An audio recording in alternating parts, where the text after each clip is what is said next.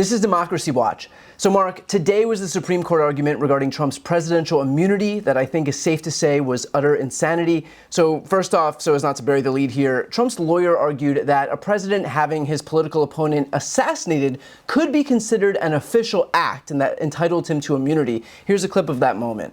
How about if a president orders the military to stage a coup?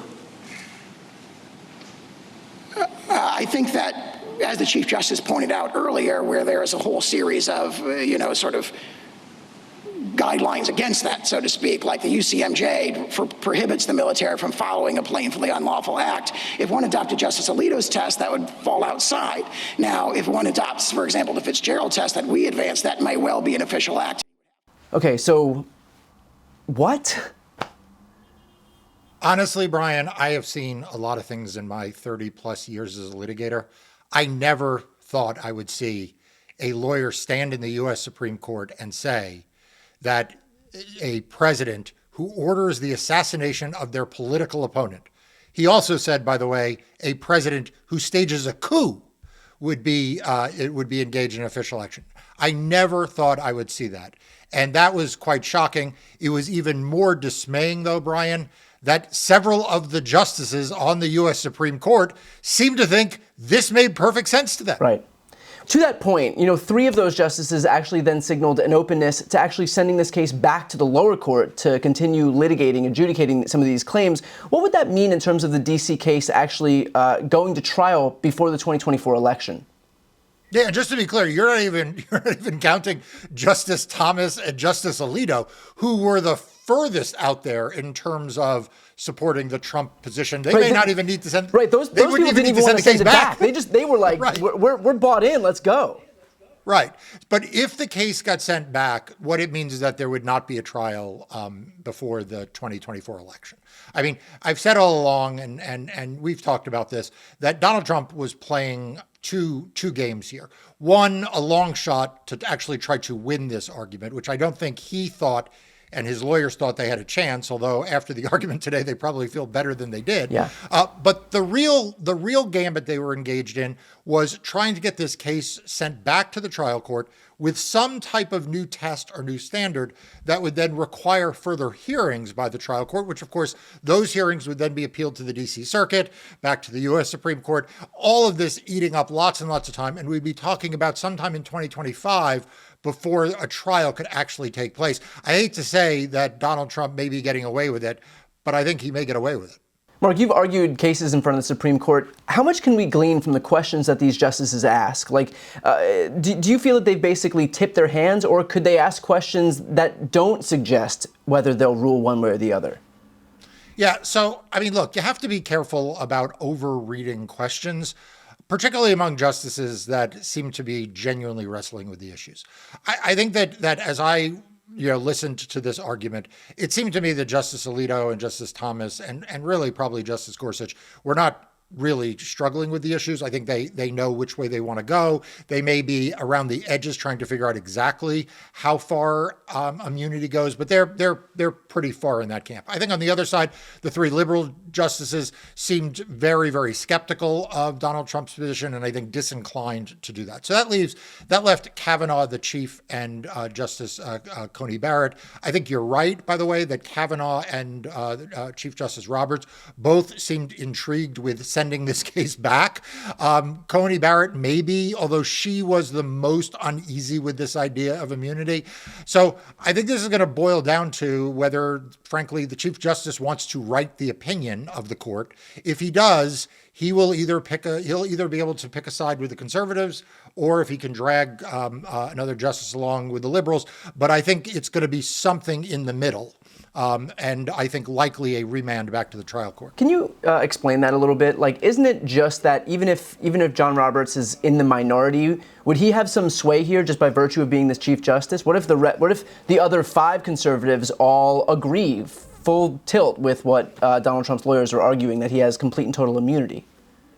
Yeah, no, the Chief Justice only has very limited powers as Chief Justice. When it comes to voting on the outcomes, he's just one of the justices. So he doesn't get any special power, no special vote. So if there are 5 justices, say to his right, who want to take a harder line, they'll get that opinion. My point only is that I think that a Chief Justice, any Chief Justice, and particularly John Roberts, when there's a historic opinion, he wants to be seen as the person who authored it. So I think he's going to be looking for a coalition, which is why I think he is centering around sending this case back, because he probably figures he can get enough justices to punt that it gives him the ability to write the opinion. But you put a good point out there, which is it is also possible that you wind up with Justice Thomas, Justice Alito, Justice Gorsuch, Justice Kavanaugh, and then gets Justice Barrett on board, and they just write an opinion, and he's left out. Yeah, Mark, I'm trying to be measured here, but does it not blow your mind that conservative members of the court seem more concerned at the prospect of the president being prosecuted for committing crimes than just the president committing those crimes? Yeah, it's astounding. I mean, it's absolutely astounding. Some of the arguments we heard today that were treated as serious arguments were, frankly, things that I would have said were beyond fringe just a few hours ago, 24 hours ago, 48 hours ago. For example, this idea that was floated, I think, by Justice Alito, that somehow if you don't provide presidents with absolute immunity or close to it, they won't leave office because they won't want to be prosecuted. Well, I mean, that seems entirely backwards. If only we had 200 plus years of precedent to look back on. Yeah, and I'm pretty sure that the reason why Donald Trump did what he did was not because he was afraid of being prosecuted. Right?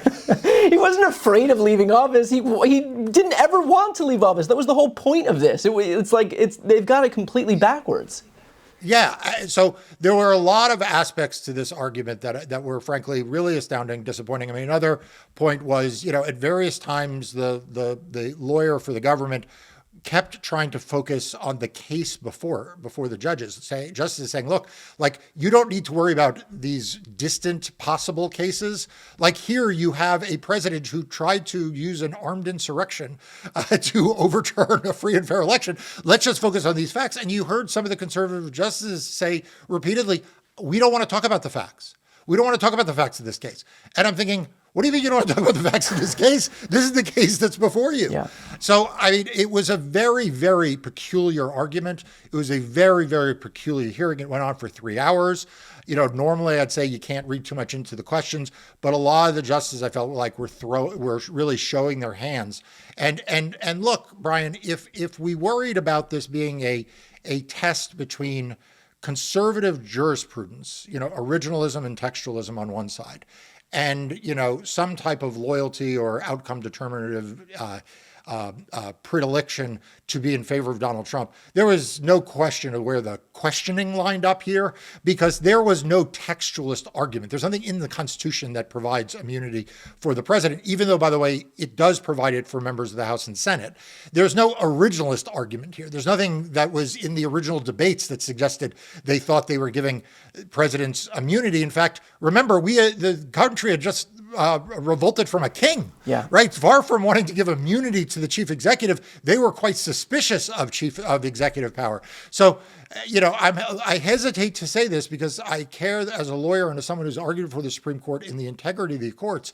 And Lord knows, let's hope that the questioning is not indicative of where we wind up. But it is possible we wind up with an opinion that does not look anything like what we would normally expect out of a court. This is like anti-originalism, basically. And to that exact point, what would happen if the tables were turned and it was Joe Biden who was in Donald Trump's spot here, and it was Biden's lawyers who were arguing for full presidential immunity? Do you think that they would be making the exact same arguments that, again, completely undermine all of their previously stated positions as textualists, as originalists? I am hard pressed to think they would. I mean, I think it's extremely unlikely. I also think it's extremely unlikely that President Biden would trash the Constitution to such an extent to send his lawyers into court to argue that he could engage in the assassination of his political opponents. So I think it's an extreme hypothetical that is unlikely and unfortunate in many respects. But you put your finger on one of the things that I worry about for the future, which is, they say they're not deciding just this case. They don't focus on the facts here, that this is for future presidents. But it will, if they rule as extremely as it's possible they do you really trust that in the future they would not reverse themselves if, in fact, the political situation was different? Well, you mean after they've shown themselves to have so much integrity? This is going to be as tough as the cases that have come before it have been for the American public to accept. Dobbs and a lot of these cases where you're just left asking, how is this possible? I have to say, if the court is worried about its institutional integrity, it's going to be a very, very difficult road if they wind up saying that the President of the United States can engage in political assassinations, presumably, by the way, against Supreme Court justices too. Right. I mean, while he's at it, he could assassinate members of the House, members of the Senate, other branches of government. It just, I think, is a very dangerous place in our democracy we are right now if the Supreme Court were to take this extremist view. Well, I guess the obvious question here is, if the Supreme Court rules in the way that it looks like they may rule, then what's to stop Joe Biden, other than his integrity? But I'm asking this kind of tongue-in-cheek. What's to stop Joe Biden from just seeking to jail Donald Trump the day after the decision is handed down? I mean, if a president doesn't have to follow the Constitution, yeah, exactly. Like you're about to say, cancel the election. Why not do it? This is why I have to believe that despite all of the provocative questioning, despite the 3 hours of arguments, I have to believe at the end of the day, the Chief Justice is going to wrangle into a 5-vote coalition a more sensible outcome. Now, the price that may be paid there will likely be the delay, a remand and a delay. And by the way, that in and of itself is no victory. Like, we cannot let the frog be boiled here. We cannot say that somehow if that happens, this was a victory. Right. Because a victory in this case for the rule of law is that Donald Trump goes on trial like yesterday, that there's no further delays. So that wouldn't be a victory, but I have to think that is still the most likely outcome. Right. We can't let the Overton window shift so much that the pittance that we would be given, which would be further delay of Donald Trump finally being held accountable for his crimes on January 6th, would seem like a reasonable alternative to just allowing full-blown presidential immunity for committing crimes while in office. Kind of in the same way how we shouldn't accept like a 15-week abortion ban after we had Dobbs for 50 years because Donald Trump says, well, look, I'm not gonna say a 6-week abortion ban. I'll give you 15 and seem like the white knight in response to that, just because we've kind of become normalized to all of the rule of law, all of our rights kind of being chipped away at. Yeah, this is the modus operandi of Donald Trump. It is to say something outrageous, to argue something outrageous, to advance a position that is completely outrageous, and then normalize it through the Republican Party, through his surrogates, through the Federalist Society, normalize it through Fox News. And then at the end of it, when he doesn't get everything that he wants, people are like, oh, well, look, there was a splitting of difference. And we cannot let that happen with issues that are core to democracy. Right. We can't just do extremism -1 and think that that's okay. Mark, I want to turn your attention to this moment from Ketanji Brown Jackson. You seem to be worried about the president being chilled. I think that we would have a really significant opposite problem if the president wasn't chilled. If someone with those kinds of powers, the most powerful person in the world, with the greatest amount of authority, could go into office knowing that there would be no potential penalty for committing crimes. I'm trying to understand what the disincentive is from turning the Oval Office into, the seat of criminal activity in this country. What would be the incentive if these judges rule that a president is above the law? Yeah. So first of all, I want to say, we talked a lot about the conservative justices here. Justice Jackson was brilliant today. Yeah. This was obviously an argument that she took very seriously coming in. She was very prepared with excellent questions, and I think this point was a really, really important one, which is that we look back on history, and for you and I, and for most of our viewers, it was history, but about the Nixon era, when there was kind of a criminal conspiracy going on in the Oval Office. And the lesson that history taught us was that at the end of it, Richard Nixon had to resign and then receive a presidential pardon. If, in fact, there was no criminal sanction possible at the end of that rainbow, then, in today's world in which, Mitch McConnell and his would never vote for a conviction to impeach a Republican president, that ongoing criminal conspiracy in the Oval Office would continue. It would not have ended, and it would give a Donald Trump-like figure every incentive to do exactly that. Right. Not only does it disincentivize you from running for president, it actually incentivizes a criminal from doing it because it's just a magic force field around you, which is exactly what Donald Trump wants as he's contending with 88 criminal charges right now. Right. And when he wants to, for example, violate the emoluments clause, remember that? When he wants to sell businesses to the Saudis or to Russia, right?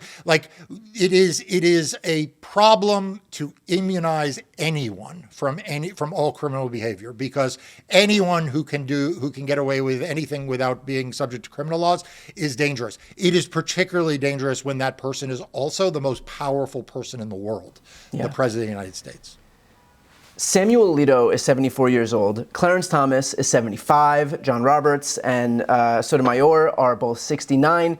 The next president may very well nominate the replacement for one of, if not all of these justices. Talk about what's at stake if Trump wins in November, especially in light of what we saw today. Look, Donald Trump said in a candid moment that he wants to be a dictator. Then he paused, realized that this might not be great. I think Sean Hannity prompted him, and he said he just wants to be dictator for a day. Well, if Donald Trump can get immunity, absolute immunity, from prosecution for any crimes he commits in office, if he becomes president of the United States, I expect he will conduct himself in a criminal manner from start to finish. Whether the Supreme Court is with him or against him, he will just be the criminal that he is. Now, the fact that he will also then be able to make the court majority even worse or more conservative and more beholden to him. I mean, just imagine the tactics he would use in choosing cabinet officials, choosing new Supreme Court members. So this is a critical election for so many reasons. It is even more critical if, in fact, the Supreme Court holds Donald Trump above the law in some respect. And if they remand it, it is critical that he not be in office because he needs to stand trial. And if he's not going to stand trial in these federal cases before November, he needs to stand trial after November. And if he's put back in Oval Office, we know that's not going to happen. Well, look, Mark, you've been a leader in signaling an alarm about what's happening in the courts right now. So for those watching, if you want to continue to support the work that Mark and his team do, the invaluable work that they do, please sign up for Democracy Docket. I'll put the link right here on the screen and also in the post description of this video. It's the free news outlet Mark founded to focus on everything voting in elections, which, again, is ground zero right now. With that said, I'm Brian Tyler Cohen. I'm Marc Elias. This is Democracy Watch.